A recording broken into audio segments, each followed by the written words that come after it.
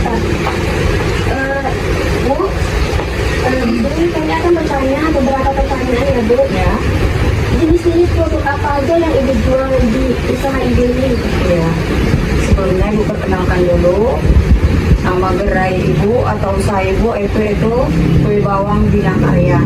Letaknya di Jalan Bidang Karya, RT 1 RW 3, Sekip Hulu, Kecamatan Tengah, Kabupaten Bengkulu, Provinsi Riau.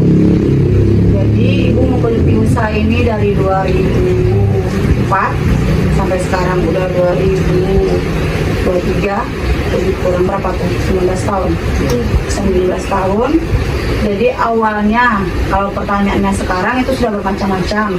Jadi awalnya hanya kue bawang Bidang Karya. Boleh sorot kemari. Nah, rasa original itu adalah awal mula usaha. Jadi berdirinya tahun 2004. Semuanya masih serba tangan manusia atau yang disebut dengan manual. Mengalami peningkatan sejak dari 2008 sampai sekarang alhamdulillah masih bertahan.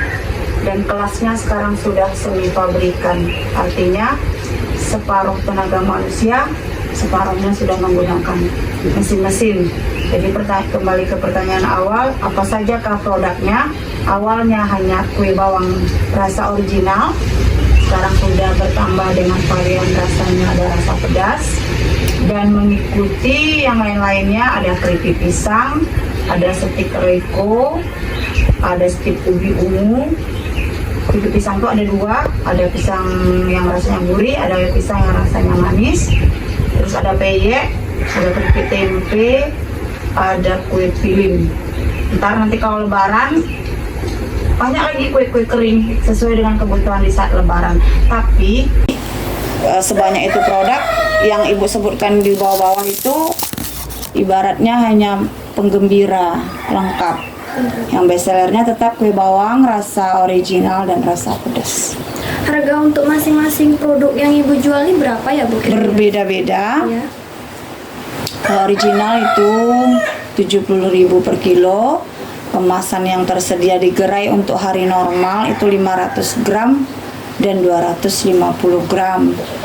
Sama seperti yang lain, ya, harganya memang berbeda. Kalau kue bawang pedas karena ada tambahan bahan yaitu cabai segar, dia berbeda dari original, 80.000 per kilo. Kemasannya juga ada yang 250 gram, ada yang 500 gram. Jadi rata-rata produk Ibu tuh yang paling mahal yang 80.000. Lebih kurang semua sama 70 dan 80. Keripik pisang lah, keripik pisang itu kalau dia lagi bahan bakunya banyak melimpah bisa agak miring harganya, tapi kalau bahan bakunya langka dia stagnan di 100.000 per kilo. Berbeda-beda kalau harga, cuman memang 70.000 itu di harga normal, 70-80 itu nanti kalau bahan bakunya sulit itu menjadi 100. Tidak ada yang 100 ke atas, hanya 100.000 per kilo. Itu soal harga. Bagaimana cara Ibu memasarkan produk dan mempromosikan produk Ibu? Kalau yang awalnya itu yang 2004 itu kan baru mulai bergerak tuh. Awalnya hanya menggunakan sistem memperkenalkan dengan cara memberikan tester secara cuma-cuma alias gratis untuk memperkenalkan rasa kepada konsumen. Setelah mereka merasakan, kita meninggalkan jejak yaitu berupa nomor telepon kabel pada saat itu dan mereka menghubungi. Tapi seiring berkembangnya zaman, sekarang sudah menggunakan telepon, WA, Instagram, Facebook, media sosial yang berkembang saat inilah. Ibu menggunakan itu dan itu lebih irit, lebih tidak memakan biaya karena hanya Ibu mendesain piknya, gambarnya sedemikian rupa sehingga menimbulkan minat untuk orang yang melihat. Tapi itu semuanya kembali ke kita. Seapik manapun kita bikin sebuah produk, apalagi kita pintar membuat dia begitu menarik dilihat, tapi kembali lagi ke produknya. Setelah mereka mencicipi dan tidak meninggalkan rasa di lidah, mereka tidak akan beli 2 kali. Tapi kalau Ibu insya Allah produknya dibikin sedemikian rupa, meskipun Ibu tidak pintar mengeditnya, tapi juga tapi bagi Ibu yang penting itu meninggalkan jejak di lidah. Orang membeli kepingin membeli lagi dan lagi. Itu yang lebih penting kalau menurut Ibu. Jadi zaman sekarang itu lebih mudah memperkenalkan sebuah produk kepada orang hanya bermodalkan jari, kepintaran membuat sebuah gambar. Tapi jangan lupa diikuti dengan kemampuan meninggalkan jejak rasa di lidah Selera, konsumen, ya, selera. Jadi insya Allah perkembangan zaman memudahkan Ibu. Kalau dulu meninggalkan jejak dengan cara memberikan secara cuma-cuma alias gratis, kan itu membutuhkan modal yang tidak kembali karena gratis. Kalau sekarang hanya berupa meninggalkan jejak di layar HP, mengikuti medsos yang berkembang, sehingga orang kenal dengan produk Ibu, dengan catatan tinggalkan juga jejaknya di lidah. Begitu. Itu untuk cara pemasarannya. Usaha yang Ibu kembangkan sekarang ini tuh turun-temurun atau Ibu sendiri yang usahanya gitu? Kalau Bina Karya ini, kue bawang original ini tidak usaha turun-menurun. Bukan usaha warisan, bukan usaha yang dibeli dari tangan orang. Jadi usaha ini benar-benar pure dari ide Ibu sendiri yang hanya tamatan SMA. Ibu pernah kuliah dan berhenti karena biaya. Ibu pernah kuliah di pendidikan dunia usaha di Universitas Riau Umbri. Ibu ngambil jurusan akuntansi, di situ pendidikan dunia usaha. Kalau IP-nya 3 ke atas itu dapat akuntansi kita. Kalau IP-nya 2,5 ke bawah dapat jurusan koperasi. Alhamdulillah Ibu waktu itu akuntansi sampai semester 6 tidak bisa melanjutkan kuliah karena keterbatasan ekonomi. Tapi alhamdulillah Ibu jadi pengusaha sesuai sama judul kuliah Ibu, pendidikan dunia usaha. Ibu hitung duit aja kerjanya, yang kerja orang lain karena Ibu punya anggota. Jadi apa tuh? Tadi pertanyaannya apa yang intinya? Usahanya tuh Usaha turun menurun ya. Jadi tidak turun menurun. Ide itu terbersih di kepala karena Ibu berumah tangga, awalnya jadi tukang jahit, berpikir bagaimana caranya tidak keluar rumah tapi punya penghasilan sendiri. Mau kerja di kantoran, mau jadi guru, kita nggak punya ijazah. Di saat itulah punya kepandaian melihat orang tua membuat kerupuk bawang tapi menggunakan tangan manusia semua tanpa ada bantuan dari elektronik. Karena zaman itu paling elektronik yang baru berkembang untuk kue ini baru blender. Sementara Ibu juga bukan orang yang mampu untuk punya blender. Jadi Ibu cuma punya cobek untuk menggiling bawang putihnya, punya pisau untuk merajang bawang merahnya, punya tangan yang 2 ini untuk mengaduknya pada saat itu. Tapi di 2004 itu sudah mulai punya blender, sudah mulai punya penggorengan yang lebih besar, terus berkembang dengan kita punya kompor gas, punya pengaduk, dan punya mesin pencetak sendiri. Itu berkembangnya dari 2005 gitulah. Kalau yang awalnya itu yang serba manual Ibu bilang. Jadi idenya tuh muncul dari kepala sendiri, dari ini terinspirasi sendiri dengan catatannya itu tadi, bagaimana perempuan tidak keluar rumah tapi menghasilkan uang di dalam rumah. Karena waktu itu Ibu punya anak bayi, kan Ibu habis menikah langsung punya anak. Jadi garis bawahnya tidak usaha warisan, tidak diturunkan dari orang tua dan tidak dibeli dari orang lain. Pure memang dari Ibu sendiri. Ya. Ini kan Bu, dulu kan ada namanya wabah COVID-19. Ya, 2 Jadi tahun. Ibu kan masih jualan nih, Masih. banyak orang jual usahanya tuh omsetnya pada menurun. Ya, ada yang belum tikar bahkan. Ya, ini penghasilan Ibu atau penjualan Ibu lah ya. Ya, Sebelum COVID dan sesudah COVID itu gimana ya? berubah. Jawabannya pasti berubah. Iya. Imbas COVID itu tidak hanya terkena kepada orang yang bukan orang yang biasa, terlebih lagi kepada kami yang jualan itu oleh-oleh. Sementara kita menerapkan PSBB saat itu, jarak segala macam, tidak boleh keluar kota. Siapa yang akan menenteng oleh ibu tuh, kan gitu. Jadi kita kena imbasnya itu terasanya awal COVID 6 bulan. Begitu datangnya COVID sampai 6 bulan. Sampai 6 bulan saja. Itu yang drastis tapi tetap ada penjualan karena walaupun tidak oleh-oleh, kelebihan produk ibu ini bisa dinikmati oleh semua kalangan. Ekonominya menengah ke bawah pun bisa beli, laki-laki dan perempuan, usia tua dan muda, mau keluar kota maupun di dalam kota. Malah tambah COVID, orang di rumah saja dia kepingin ngemil. Jadi belanja orang di kedai itu, di gerai itu hanya menurun sedikit. Tapi tetap tidak terasa bagi ibu karena semua orang mengalami, bukan kita saja gitu. Itu hanya berlangsung 1 tahun COVID. Setahun berikutnya kan masih COVID. Itu ibu hampir normal. Karena banyak yang bahasa kitanya mada. Orang tetap pergi keluar kota meskipun jaga jarak. Orang tetap naik pulang Rengat walaupun pakai travel sendiri, pakai mobil sendiri gitu. Jadi kalau imbasnya pasti kena imbasnya. Cuman karena semua orang kena imbasnya, kita tidak begitu merasakan gitu. Sampai gulung tikar alhamdulillah tidak. Bahkan di saat Lebaran itu kan musim panen ibu ya. Ibu tidak mengalami penurunan omset yang terlalu signifikan. Karena kue bawang ini ya, meskipun orangnya tidak datang, barangnya bisa dikirim. Nah gitu. Jadi pas saat itu mungkin 25% adalah penurunan gitu. Tapi tidak begitu terasa karena semua orang mengalami.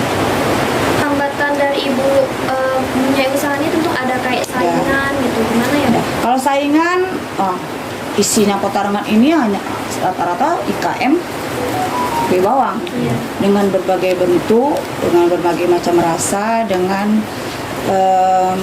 perbedaan harga tidak terlalu mencolok kami, walaupun tidak menyamaratakan harga, tetapi rata-rata harganya berkisar di 70 dan 80. Bahkan kue bawang ibu termasuk ada satu produk yang agak mahal 90.000 itu kue bawang bulat namanya, karena ibu tidak memproduksi sendiri, tapi ibu mengambil dari luar dan ibu menjualnya sebagai tangan kedua. Kalau harga kami tidak terlalu bersaing. Kalau hambatan tidak ada dari pesaing, karena kita punya konsumen sendiri. Kalau ibu justru konsumen ibu bukan orang dalam Kota Rengat. Maksud ibu bukan gitu ya. Maksud ibu tuh lebih besar yang orang luar di kota gitu. Kalau orang dalam kota, mereka pun karena udah tinggalnya di Rengat, mereka semua tahu gitu, beli kue bawang yang ini di sini. Kami udah biasa langganan di seberang, kami udah biasa langganan di Sungai Beringin. Itu kan maksudnya itu habitatnya orang-orang yang pandai pengrajin kue bawang. Ibu punya langganan sendiri tuh justru dari Pekanbaru. Jadi usaha ibu tuh kalau ibu bikin kue bawang itu di hari Lebaran itu sampai 2.000 kilo, itu mungkin 1.000 kilonya orang Pekanbaru yang punya. Gitu. Jadi kalau persaingan harga sesama pengrajin, sesama pedagang produsen kue bawang itu tidak ada. Kalau ibu kami justru saling, kalau ketemu di acara-acara saling memberikan informasi, saling, misalnya harga bawang terlalu naik, gimana caranya, di mana orang mengambil, kita ikut di situ ngambil, saling memberikan informasi, itu saling rangkul lah. Jadi kalau ibu tidak ada yang namanya persaingan yang terlalu hebat gitu, tidak ada. Hambatannya kalau ibu justru di packaging. Kue bawang itu secara tekstur dia renyah, crispy, keripik ya kan kelasnya. Itu memerlukan packaging yang sedemikian rupa sehingga risiko di saat membawa kecil kan gitu. Gimana caranya? Berarti kan menggunakan bubble itu kan. Itu yang sulit bagi ibu. Karena berarti tambahan biaya. Nah, gitu. Beda dengan dodol atau coklat, ditumpuk saja sudah bisa. Kalau kue bawang ibu ditumpuk, apa nggak remek kan gitu. Jadi di situ aja sebenarnya. Kalau hambatan, produk tersedia, bahan baku tersedia. Pengiriman itulah, pengiriman luar kota, bagaimana membuat produk itu aman, dimasukkan seperti itu, dikeluarkan di sana sampai ke konsumennya seperti itu gitu. Itu yang mengalami hambatannya bukan dari pihak luar, itu dari produk ibu sendiri, karena produk ibu bukan produk yang tahan banting gitu. Itu saja. Kalau bahan baku cukup tersedia. Pernah zaman dulu bawang putih langka, ibu masih bisa mengatasi karena ada impor dari Cina kan. Kalau minyak goreng pernah langka tuh, itu ada musim-musimnya sih kelangkaan itu, hambatan itu gitu. Dulu hambatannya minyak goreng, sampai ibu harus ngantri di Bulog, begitu-begitu saja hambatannya. Tapi hambatan secara umum yang membuat usaha itu terhambat itu, insya Allah, alhamdulillah tidak ada. Kalau keuangan, uangnya dipakai untuk jalan-jalan. Kalau keuangan nggak ada, ibu nggak ada orang berhutang gitu kan. Keuangan ibu, memang ibu tidak mencatat karena pelaku produsennya ibu, yang jualan di depan juga ibu gitu. Kan ada orang yang membuatnya di sini, menitipkannya di pasar. Kalau ibu nggak ada barang seperti itu, barang ibu bikin sendiri di sini ruang produksinya, jual sendiri di situ di gerai. Jadi tidak ada kalau keuangan itu hambatannya titip ke orang, barang dititip laku nggak dibayar, itu hambatan keuangan. Ibu tidak melakukan penitipan barang, makanya kalau hambatan keuangan itu tidak ada. Ya. Setidaknya udah cukup ya Bu, itu pertanyaan dari Oke. Yang lain? Itu aja. Oke, jadi ini jurusannya apa nih? Kami jurusannya belum ada ya Bu, tapi baru program studinya apa? Manajemen. Iya. Kuliahnya di mana saja, jurusannya apa saja. Kalau takdirnya jadi orang, sejadi orang. Yang penting kuliahnya yang betul. Kalau ibu di sini hampir setiap bulan ada mahasiswa yang mewawancara, bukan hanya dari Rengat, tapi dari Pekanbaru.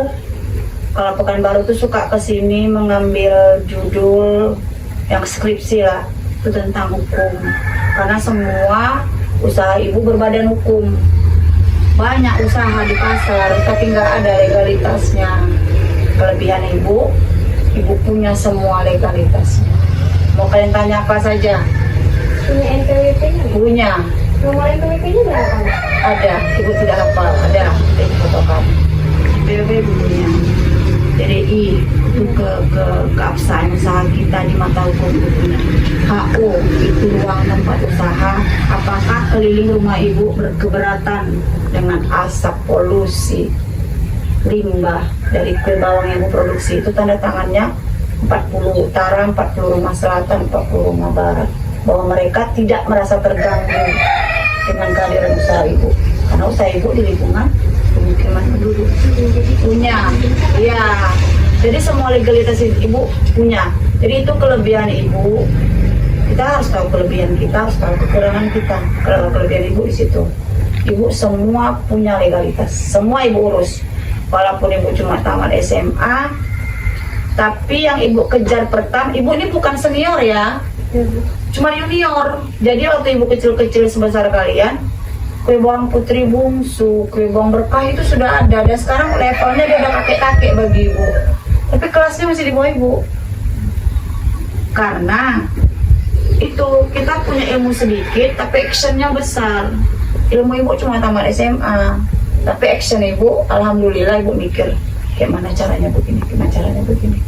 Gitu. Jadi kalian yang masuk kuliah, kuliahnya di mana saja, jurusannya apa saja, yang penting berusaha, takdirnya jadi orang. Percaya cakap ibu. Karena ibu 2 orang, dua-duanya kuliah. Kalau soalnya yang kayak gini ini gak ada keuntungannya bagi ibu. Kalian tuh hanya menghabiskan waktu ibu, kan begitu.